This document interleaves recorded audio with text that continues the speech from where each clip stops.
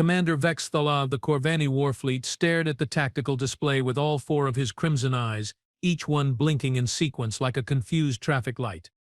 The human homeworld hung there on the screen, blue and white and utterly, infuriatingly quiet. "Sir," squeaked Communications Officer Pip-9, her tentacles nervously wrapping around her console.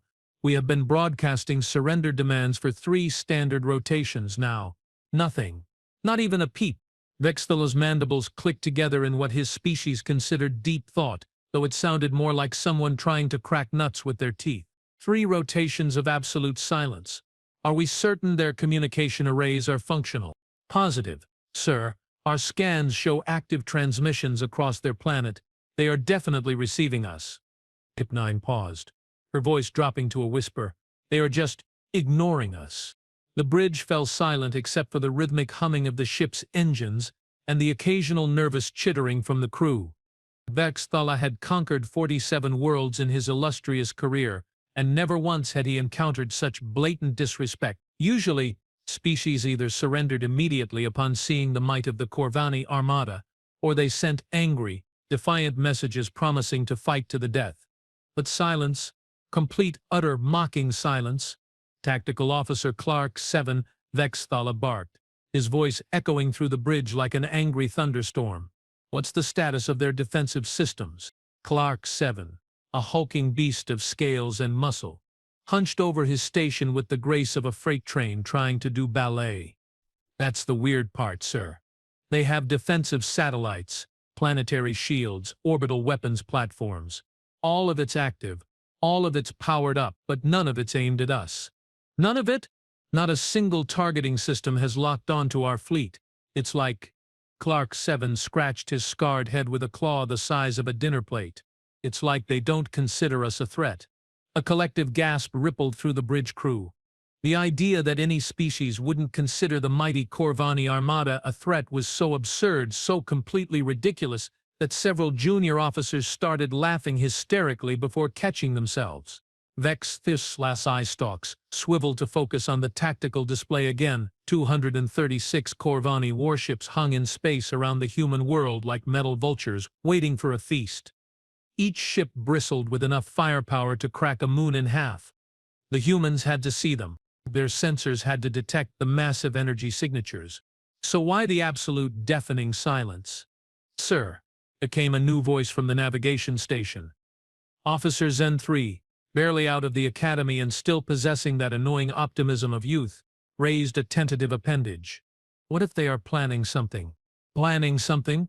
Vexthala's mandibles clicked rapidly, the Corvani equivalent of bitter laughter. "Young Zen 3, what could they possibly plan? We have studied their technology. Chemical rockets, primitive nuclear weapons. They have barely figured out how to leave their own solar system. But sir, the databases show they have only been spacefaring for less than 200 of their years. That's remarkably fast technological development." "Fast?" Vexthala turned his full attention to the young officer, all 4 eyes focusing like laser beams.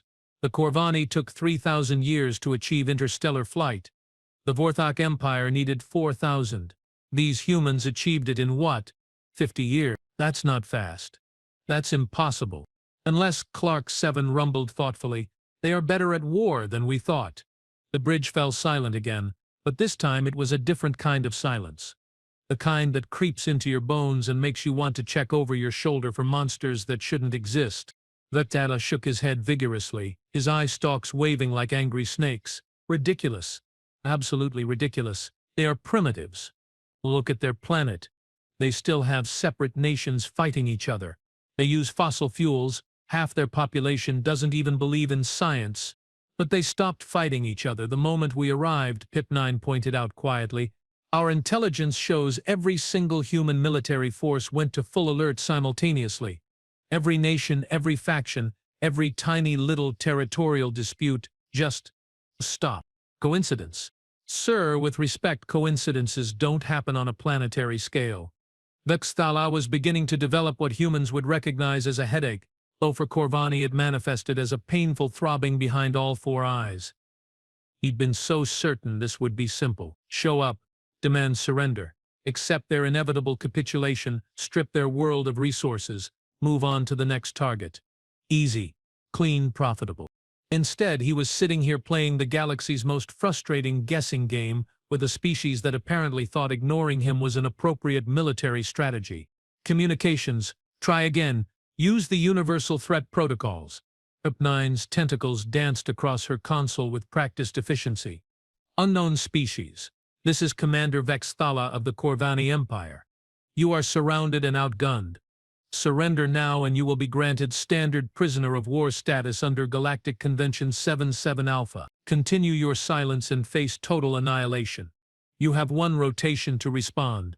The message broadcast across every frequency humans used for communication. Radio, television, internet, even their primitive satellite networks. The Corvani made sure every human on the planet would hear the ultimatum. The response was immediate and unanimous. Nothing. Not even static. Sir, Clark Seven's voice had dropped to barely above a whisper. What if silence is their response? What do you mean? I mean, what if they are not scared? What if they are not planning anything? What if they just don't care? The idea was so alien, so completely contrary to every invasion protocol in the Corvani military handbook that Vex Thala couldn't process it at first. Every species cared when faced with extinction. Every species showed fear, anger, desperation, something. But what if humans were different? Impossible, he muttered, but the word lacked conviction. Hours passed. The human world continued its rotation, serene and beautiful and maddeningly quiet. Ships continued launching from their surface, following the same flight patterns they'd maintained for months. Commercial traffic flowed normally between their orbital stations. It was as if the most powerful military force in the galaxy was simply invisible to them. Sir, Zen 3 called out, we are detecting unusual activity in their asteroid belt. What kind of activity? Mining operations, sir. Massive ones. They are stripping asteroids at an incredible rate. Vex Thala's mandibles clicked in confusion. Mining?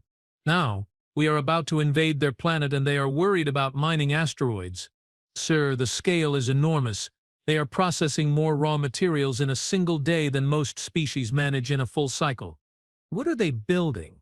Unknown, sir. The materials are being shipped to construction sites throughout their solar system, but the sites are shielded.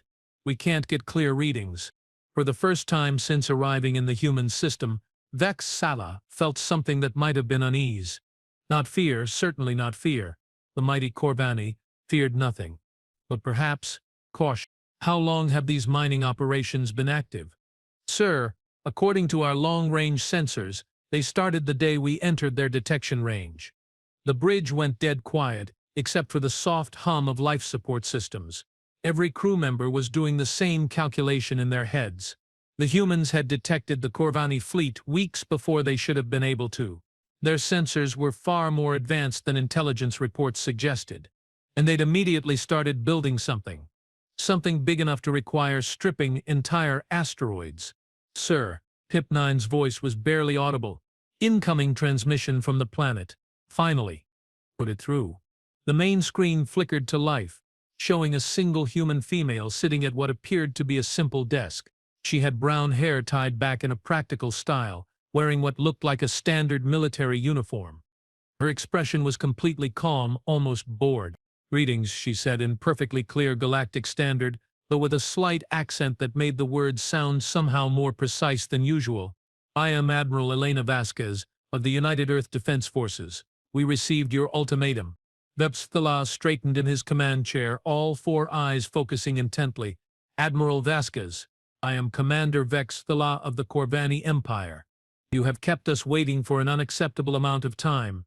Are you prepared to discuss the terms of your surrender? Admiral Vasquez raised one eyebrow in an expression that somehow managed to convey volumes about what she thought of that question. Surrender? Commander, I think there may have been a miscommunication. We don't surrender. Don't surrender? Admiral, perhaps you don't understand the situation. You are facing the full might of the Corvini Armada, 236 of the most advanced warships in the galaxy. Your primitive technology cannot hope to compete. Primitive? Admiral Vasquez leaned back in her chair, and Vex Thala could swear he saw the hint of a smile tugging at the corners of her mouth. Commander, may I ask how long your species has been spacefaring? Over 3,000 years, we have conquered 47 worlds and subjugated dozens of species. Your point? No point, really. Just curious. She paused, studying something off-screen before returning her attention to the communication. Commander, we appreciate you traveling all this way to visit our solar system. However, we are going to have to decline your generous offer of enslavement. We have none other plans for the day. Vexthala's mandibles clicked so rapidly they sounded like machine gun fire. Admiral, you cannot be serious. Look at your scanners. See the firepower arrayed against you. We could reduce your planet to space dust. You could try, Admiral Vasquez agreed pleasantly. Though I should mention, it might not work out the way you expect. Are you threatening us? Oh no, Commander. Humans don't make threats. Her smile became more pronounced, and suddenly Vexthala felt very cold despite the ship's environmental controls. Humans make promises, and I promise you, if you fire a single shot at any human ship, station, or planet, what happens next will be remembered in galactic history for a very, very long time. The transmission ended abruptly, leaving the bridge in stunned silence. Sir, Clark 7 rumbled after a long moment. Should we consider her words an official rejection of surrender terms? I believe, Vexthala said slowly, that Admiral Vasquez just told us to go perform an anatomically impossible act upon ourselves. In the politest possible way, Pip-9 added, Sir, we have movement. Zen-3's voice cracked with excitement and terror. Multiple contacts rising from the planet's surface. Hundreds of them. The tactical display lit up like a festival, showing stream after stream of objects launching from Earth. They moved with impossible speed and precision, vectoring directly toward the Corvani fleet. Missiles? Clark 7 asked.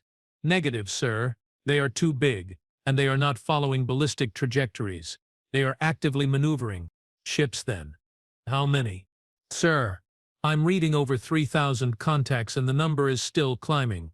Vexthala's eye stalks drooped as the full impossibility of the situation hit him. 3,000 ships? Our intelligence reports indicated they had less than 100 operational spacecraft. Intelligence reports can be wrong, sir. Wrong?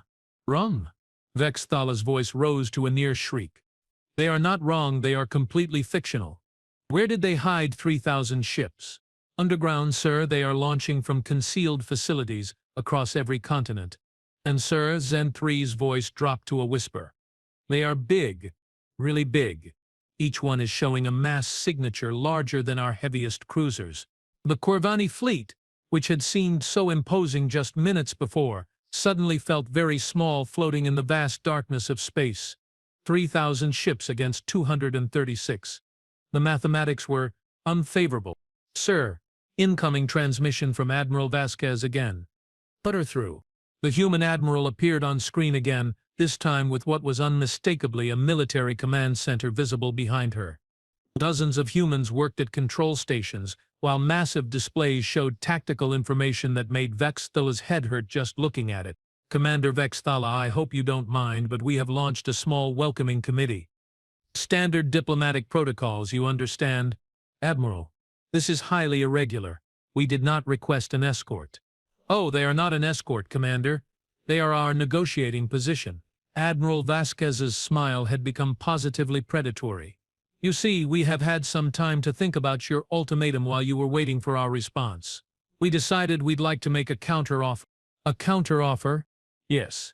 Here are our terms. You will immediately withdraw from our solar system. You will provide us with complete star charts showing the location of every Corvani world. You will also provide detailed technical specifications for your faster-than-light drive technology. In return, we will allow your fleet to leave intact. Vexthala's mandibles fell open so wide that small insects could have flown in and built nests. Admiral, surely you jest. We are the ones with the superior position here. Are we talking about the same situation, Commander?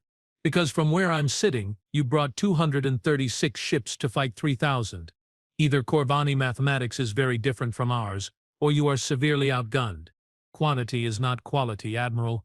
Our ships are battle-tested veterans of galactic warfare. I'm sure they are, Commander. Very impressive.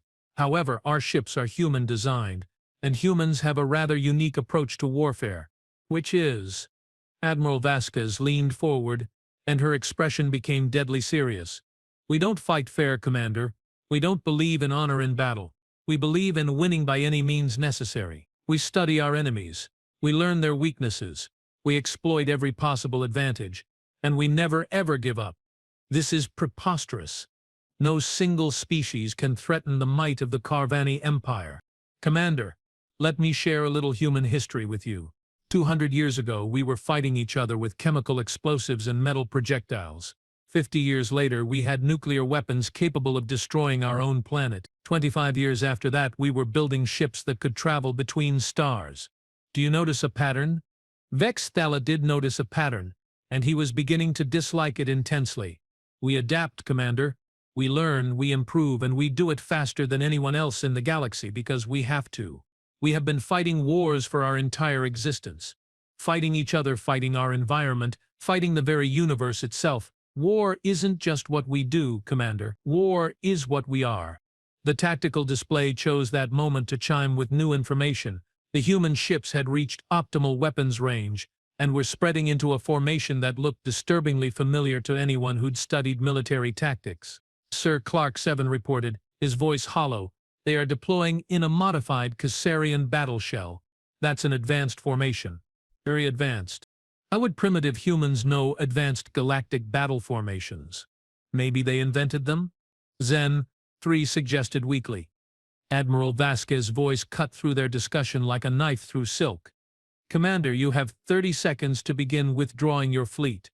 Failure to comply will result in the total destruction of your ships and the subsequent invasion of every Corvani world by human forces. Invasion? Admiral, you cannot be serious. You have no idea where our worlds are located. Actually, we do. Zeta Radicale 7, Proxima Centauri 4, Wolf 359b, and 44 others. Should I continue? Vex Thala felt his brain struggling to process this information. Those were classified locations known only to high-ranking Corvani military officials and the Imperial government. How do you know those coordinates? Commander, did you really think we have been sitting quietly in our little solar system for the past 200 years without learning anything about our galactic neighbors? We have been watching. We have been listening. We have been preparing. For what? For exactly this situation.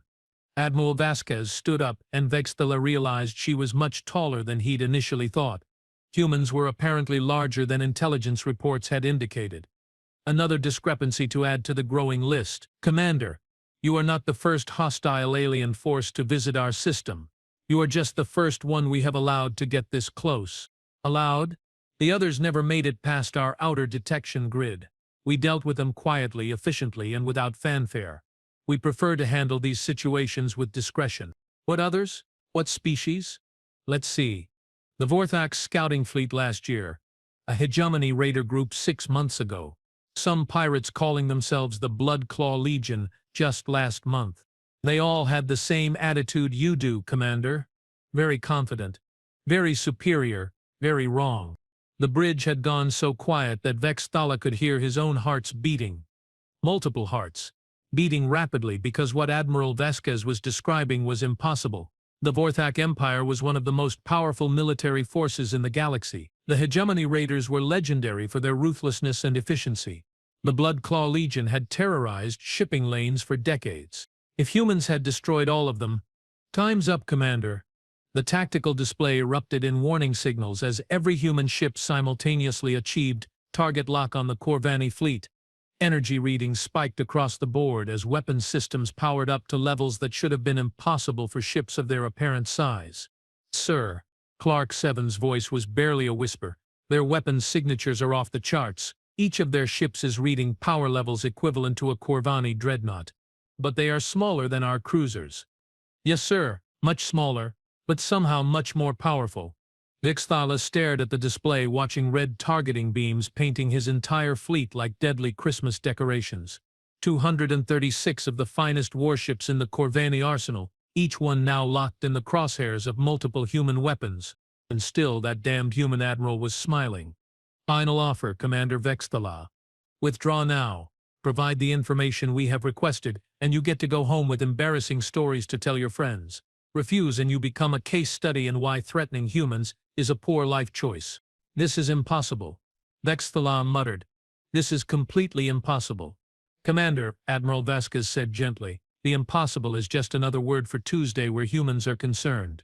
The silence that followed was broken only by the soft beeping of targeting systems and the increasingly rapid breathing of 236 Corvani crews, suddenly realizing they might not be going home for dinner. Vesthala looked around his bridge at the faces of his crew, faces that had been confident and eager just hours ago, now showing expressions ranging from confusion to outright terror. These were veteran soldiers who had fought in dozens of campaigns, and they were looking at him like he might somehow pull a miracle out of his command training. Unfortunately, the manual for dealing with impossible humans had apparently never been written. "Admiral Vasquez," he said finally, his voice carefully controlled, "perhaps we should discuss this situation further." "I'm listening, Commander.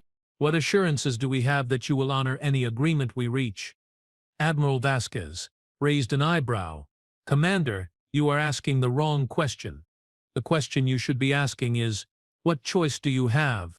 And there, hanging in the darkness of space with 3,000 human ships pointing enough firepower to crack moons at his fleet, Commander Vexthal of the mighty Corvani Empire realized that Admiral Elena Vasquez was absolutely, completely, and terrifyingly correct. He had no choice at all. Commander Vexthal stared at Admiral Vasquez on the main screen, feeling like a predator who had just realized he was actually the prey. The irony was so thick he could practically taste it through his breathing apparatus. "Very well, Admiral," he said, trying to maintain what little dignity remained to a commander whose entire fleet was currently serving as target practice for human weapons systems. "What exactly are your terms?" "Simple, Commander. Complete withdrawal from our solar system within 6 hours. Star charts showing every Corvani world, military installation and trade route. Technical specifications for your faster-than-light drive. And one more thing." "Which is?" Admiral Vasquez's smile became absolutely predatory. "A complete list of every species the Corvani Empire has conquered, enslaved or otherwise subjugated, along with the current locations of their surviving populations." Vexthal's mandibles clicked in confusion. "Why would you want that information?" "Let's just say we are interested in making some new friends, Commander. Humans tend to get along well with people who have been bullied." The implications of that statement hit Vexthala like an asteroid to the face. If humans started contacting and arming former Corvani subjects, the Empire would face rebellions on dozens of worlds simultaneously. The strategic nightmare was so vast, he could barely comprehend it. "Admiral, surely you understand that such information is classified at the highest levels of Imperial security." "Yes, and I'm sure it will be fascinating reading." Admiral Vasquez checked something off screen. "Commander, you now have 5 hours and 58 minutes. I suggest you start making some very important phone calls." The transmission ended, leaving the bridge in stunned silence except for the ominous beeping of targeting locks that refused to go away. "Sir," Communications Officer Pip-9 ventured carefully, "should I contact Imperial Command?" Vexthala considered this question while staring at the tactical display showing 3,000 human ships arranged in what was clearly a very sophisticated kill formation. Contacting Imperial Command would mean admitting that his simple subjugation mission had turned into a complete military disaster of epic proportions. On the other hand, not contacting Imperial Command would mean trying to explain to Admiral Vasquez why he couldn't provide the requested information, which would likely result in the kind of fireworks display that could be seen from several star systems away. "Do it," he said finally, "and Pip-9, use the emergency priority codes." "All of them, sir. All of them." While Pip-9 frantically worked her console, trying to establish a secure connection across several light-years of space, Vexthala found himself studying the human ships more carefully. Now that he knew what to look for, the details were The ships were clearly built for war, but not in any way that matched known galactic design principles. They were sleek where they should be armored, heavily armed where they should be agile, and showing energy signatures that defied every rule of physics he'd been taught at the Imperial War College. "Sir," Tactical Officer Clark 7 rumbled, "I have been analyzing their ship configurations." "Something's not right." "Define not right." "Well, sir, according to our sensors, each of those ships is generating more power than should be physically possible for their size. The energy-to-mass ratio is completely impossible." "Impossible how?" "Sir, if our readings are correct, Each human ship is producing energy levels that would require a power core larger than the ship itself. Vexthala felt another one of those headaches developing. That makes no sense. No, sir, it doesn't. Unless… Clark 7 trailed off, his massive claws tapping nervously against his console. Unless what? Unless they have developed some kind of power generation technology we have never seen before, something that doesn't follow conventional fusion or antimatter principles. Before Vexthala could respond to this deeply unsettling possibility, Pip-9 announced that she'd established contact with Imperial Command. The main screen flickered to life, showing the stern face of Grand Admiral Korth Prime, Supreme Commander of all Corvani military forces.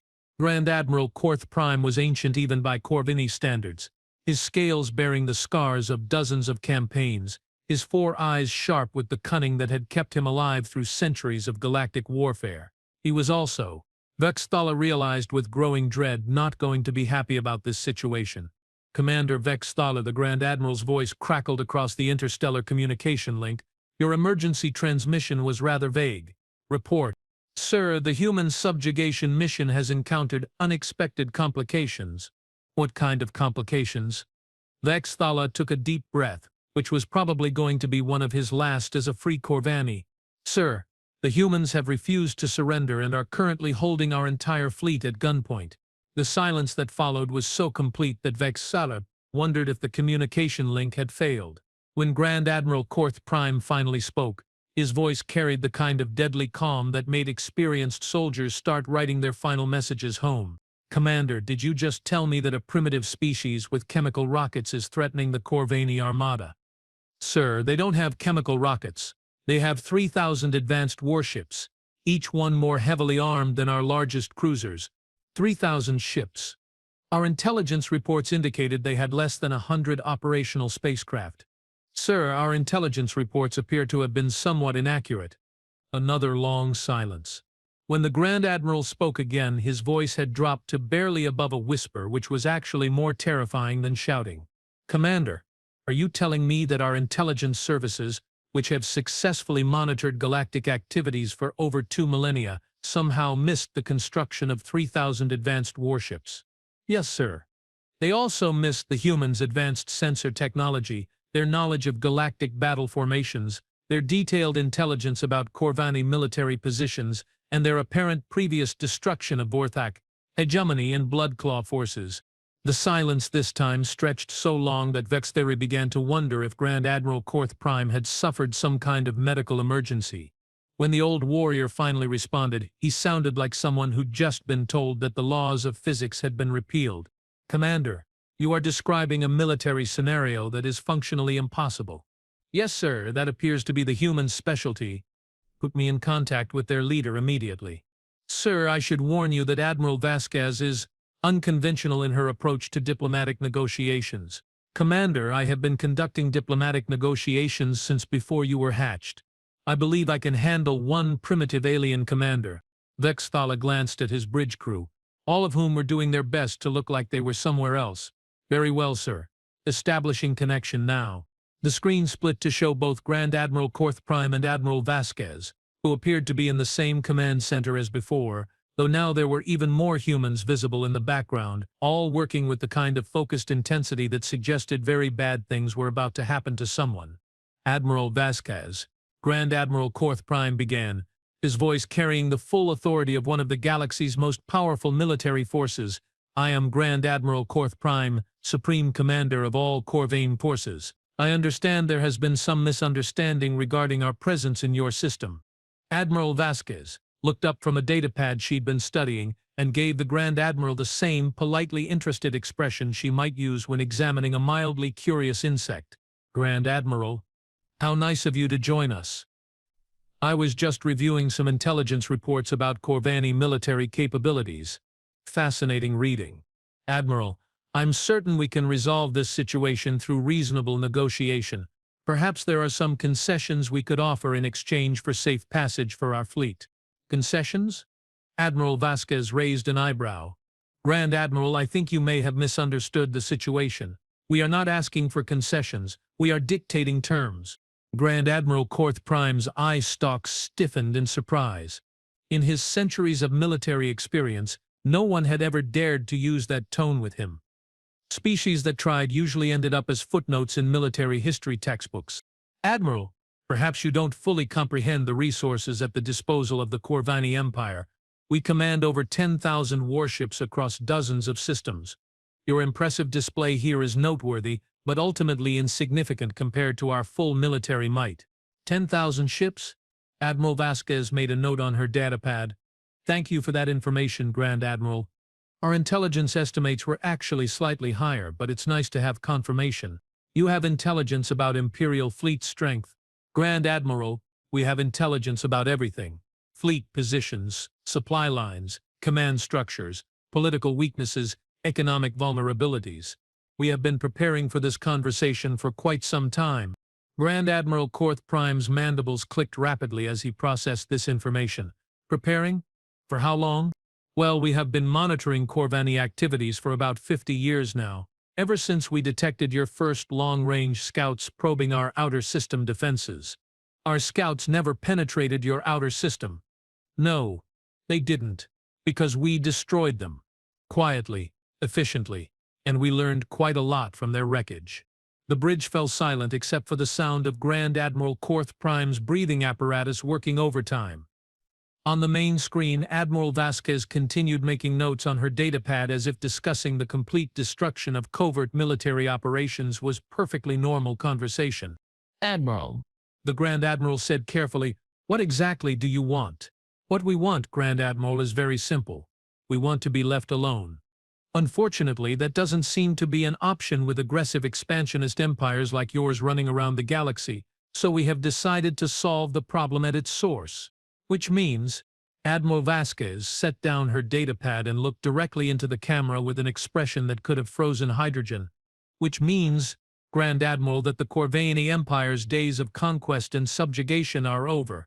Effective immediately." "Admiral, you cannot be serious. The Corvani Empire spans dozens of star systems and controls the fates of billions of beings. You cannot simply declare it finished. Watch us." The simple, quiet confidence in those two words sent chills down Vexthala's spine. He'd heard that tone before, from soldiers who'd seen too much combat and had nothing left to lose. It was the voice of someone who'd already decided that the only acceptable outcome was total victory, regardless of the cost. "Admiral," Grand Admiral Korth Prime tried again. "Surely there must be some accommodation we can reach, perhaps a mutual non-aggression pact, or territorial boundaries that both our species can respect." "Grand Admiral, let me explain something about human nature. We don't do well with bullies. Never have. And when we encounter a bully, we don't negotiate with them. We don't make deals with them, we don't establish boundaries with them." Admiral Vasquez leaned forward and her voice became deadly quiet. "We remove them. You are talking about war with the entire Corvani Empire." "No, Grand Admiral, we are talking about justice. For every species you have conquered, every world you have stripped, every population you have enslaved. This isn't war. This is a reckoning." The tactical display chose that moment to light up with new information as additional human ships began appearing throughout the system. Not hundreds this time, but thousands more, emerging from concealed positions throughout the asteroid belt, from behind moons, from within what had appeared to be empty space. "Sir," Clark Seven's voice was barely a whisper. "New contacts, lots of them. I'm reading, sir, I'm reading over 15,000 ships total." Admiral Vasquez glanced at something off-screen and nodded approvingly. "The reserve fleet has finished deploying. Grand Admiral, I hope you don't mind, but we wanted to make sure you had a complete understanding of the tactical situation before we proceed with negotiations." 15,000 ships, Grand Admiral Korth Prime repeated numbly. "You have 15,000 warships." "Oh, those aren't all warships, Grand Admiral. About half of them are troop transports." "Troop transports?" "For the liberation forces. We have been recruiting from populations that the Corvani Empire has mistreated over the years. Amazing how motivated people become when you offer them a chance to free their homeworlds." Vexthala felt his reality crumbling around him like a building in an earthquake. The humans hadn't just built a fleet to defend themselves. They'd built an invasion force specifically designed to dismantle the Corvani Empire. "This is impossible," Grand Admiral Korth Prime muttered. Completely impossible. Grand Admiral, you keep using that word. I don't think it means what you think it means. Admiral Vasquez's smile was sharp enough to cut steel. Humans specialize in making the impossible look routine. How long have you been planning this? Planning? Grand Admiral, we have been implementing this for decades. Did you really think we'd sit quietly in our little corner of the galaxy waiting for someone to come and slave us? We have been building, recruiting, preparing, every day for 50 years. 50 years. 50 years of watching your empire spread across the galaxy like a plague. 50 years of monitoring your methods, studying your weaknesses, preparing for this exact moment. Grand Admiral, by the time your scouts first detected our solar system, we already knew more about your empire than most of your own generals. The communication link fell silent except for the rhythmic beeping of 15,000 targeting systems locked onto 236 increasingly irrelevant Corvini warships. What are your terms? Grand Admiral Korth Prime asked finally, his voice hollow with defeat. Complete and immediate cessation of all Corvini military activities. Withdrawal of all Imperial forces to your original homeworld. Liberation of all conquered populations. Reparations to be paid to all subjugated species. And complete disarmament of your military forces. You are asking us to surrender our entire empire. No, Grand Admiral, we are telling you to surrender your entire empire. There's a difference. And if we refuse? Admiral Vasquez glanced at her tactical displays, where the positions of every Corvani world were now highlighted in red. Then in exactly 72 hours, human liberation fleets will arrive at every single Corvani system simultaneously. Your empire will be dismantled by force, your military will be destroyed, and your leadership will be held accountable for centuries of war crimes. You cannot coordinate an attack across dozens of star systems. Grand Admiral, we have been coordinating an intelligence network across dozens of star systems for 50 years. Coordination is not our problem. Vexthala watched Grand Admiral Korth Prime's face as the full scope of human preparation became clear. The old warrior's expression went through several stages: disbelief, understanding, horror, and finally resignation. How many ships do you actually have? The Grand Admiral asked quietly. Enough, Grand Admiral, more than enough. And if we agree to your terms, then the transition happens peacefully. Conquered worlds regain their independence. Former subjects of the Empire receive assistance rebuilding their civilizations. Corvani civilians continue their lives under a new, non-imperial government. Everyone goes home alive. And the alternative? Admiral Vasquez's expression became absolutely glacial. Grand Admiral, I sincerely hope you don't choose the alternative. The silence stretched for long minutes, while Grand Admiral Korth Prime contemplated the end of everything he'd fought for across centuries of military service. When he finally spoke, his voice carried the weight of empires falling. Admiral Vasquez, the Corvani Empire accepts your terms. Excellent. Commander Vexthala will begin transmitting the requested information immediately. Your fleet has 6 hours to clear our system. Grand Admiral, it's been educational. The transmission ended, leaving the bridge in stunned silence. Sir, Pip9 said quietly, should I begin transmitting the requested data? Vexthala looked around his bridge at the faces of his crew. These were warriors who had never known defeat, soldiers who had conquered dozens of worlds, veterans who had believed themselves invincible. They looked like children who'd just learned that monsters were real. Do it, he said finally. Transmit everything they have requested. As his communications officer began uploading centuries of Imperial secrets to human computers, Vexthala couldn't help but wonder how everything had gone so wrong so quickly. 3 days ago he'd been commander of a proud fleet on a routine subjugation mission. Now he was surrendering his entire civilization to a species that most of the galaxy had considered primitive. Sir, Zen 3 said hesitantly, what do we tell the crew? Vexthala considered this question while watching the tactical display show his fleet beginning the long journey out of the solar system, escorted by enough human firepower to glass a continent. We tell them the truth. Navigator, we tell them that we came here expecting to find primitives with chemical rockets and instead found the most dangerous species in the galaxy. Are they really that dangerous, sir?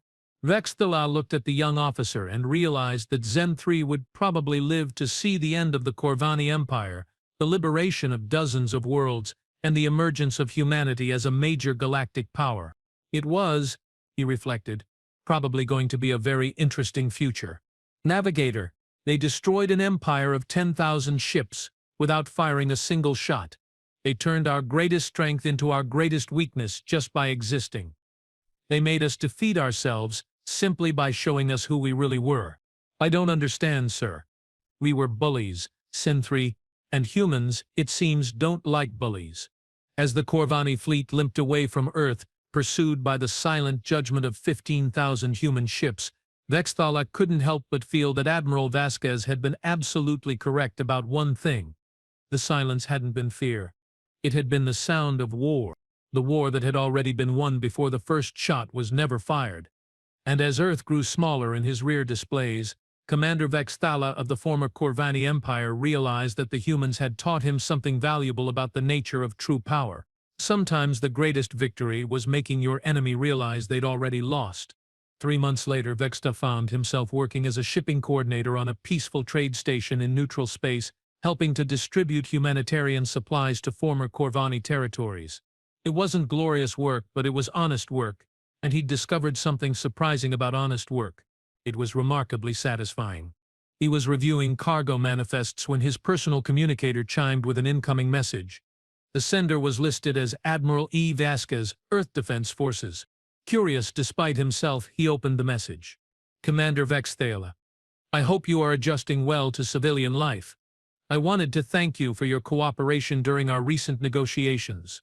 Your crew's professionalism during a difficult situation was noted and appreciated. If you are ever interested in visiting Earth, we'd be happy to show you around. We think you might find our approach to interstellar relations illuminating. Best regards, Elena Vasquez. Attached to the message were travel documents for passage to Earth and a personal invitation to tour human space facilities. Vexthala stared at the message for several minutes before making a decision that would have seemed impossible just months before. He accepted the invitation. 6 weeks later, he stood on an observation deck aboard a human space station, looking out at Earth while Admiral Vasquez explained human philosophy about galactic civilization. The thing is, Commander, we never wanted to be a galactic power. We just wanted to be left alone to develop in peace. But when you are surrounded by empires that view everyone else as potential subjects, peace isn't really an option. So you built an empire of your own? No, Commander. We built something better. We built an alliance. Every species the Corvini Empire conquered is now a voluntary member of the Terran Defense Coalition. They contribute what they can, they receive protection and assistance, and nobody gets conquered. And it works. Admiral Vasquez smiled, and Vexthala realized it was the first time he'd seen her smile without it being terrifying. Commander, in the 6 months since the Corvini Empire collapsed, we have had 0 interstellar conflicts. 17 new species joined the coalition voluntarily, and the first genuine galactic peace treaty in recorded history. How do you maintain order without conquest? Simple. We make being our friend more profitable than being our enemy. And we make being our enemy extremely unprofitable. Vexthala looked out at the blue and white planet below, where a species that had been fighting wars for their entire existence had somehow created the most peaceful period in galactic history. Admiral, may I ask you something? Of course.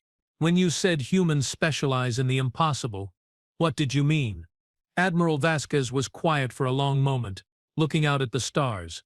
Commander, every other species in the galaxy developed spaceflight to escape their problems. Humans developed spaceflight to solve them. We don't run away from impossible situations. We make them possible. And that's why you won. Commander, we didn't win. We just made it impossible for anyone to lose. As Vexthala pondered this statement, he realized that perhaps the humans' greatest victory wasn't the destruction of the Corvani Empire. It was proving that empires weren't necessary in the first place. The silence hadn't been fear, it had been the sound of the universe changing forever.